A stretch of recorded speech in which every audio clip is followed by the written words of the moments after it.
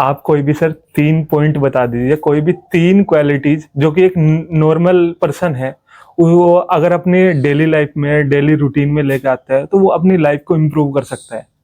तो कोई भी सर 3 पॉइंट बता दीजिए। कोई 3 पॉइंट जो है ना, हर एक के साथ में अपने अपने लागू होते हैं जी। लेकिन यह है कि ये एक बड़ा वैसा बैलेंस है कि ठीक है, मेरे को अपनी लाइफ में कुछ अचीव करना है जी। तो मेरे को अपनी लाइफ में कुछ अचीव करने में ना मेरे ऊपर कई लोगों की अपेक्षाएं भी हैं मेरे से, जी। इच्छाएं भी हैं, मेरे पेरेंट्स की हैं, मेरे जो टीचर्स हैं उनकी हैं, मेरे साथ वालों की हैं, और जो मेरे से छोटे हैं वो देखते हैं कि भैया भाई साहब ये कैसे करेंगे।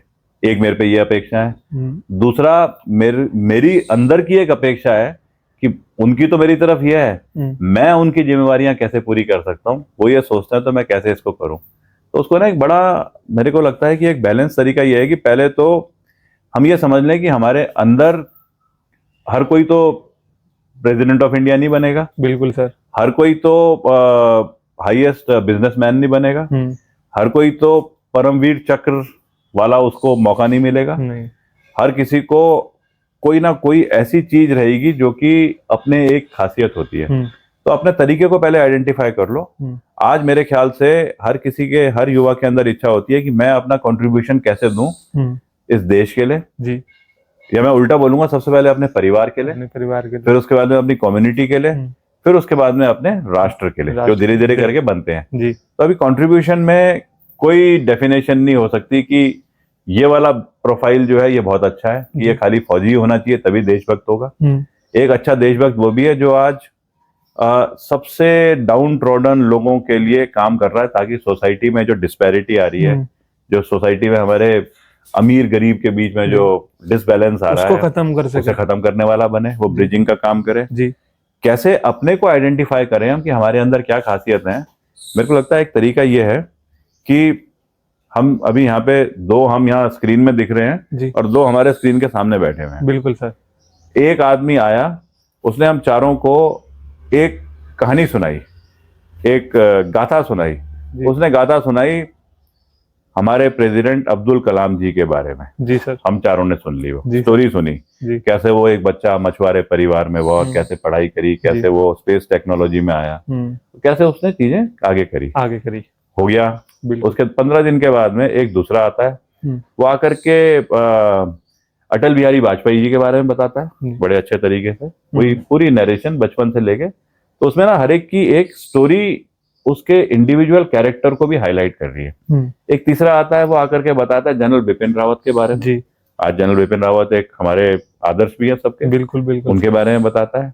कोई आता है वो एक अच्छे डॉक्टर के बारे में बताता है, कोई एक अच्छे इंजीनियर के बारे में आके बताता है, कोई एक आकर के समाज सेवा में जो लगे हैं, पर्यावरण को बचाने में लगे हुए हैं, सुंदरलाल बहुगुणा जी के बारे में बताता है, गौरा देवी के बारे में बताता है। ये सब हो गया।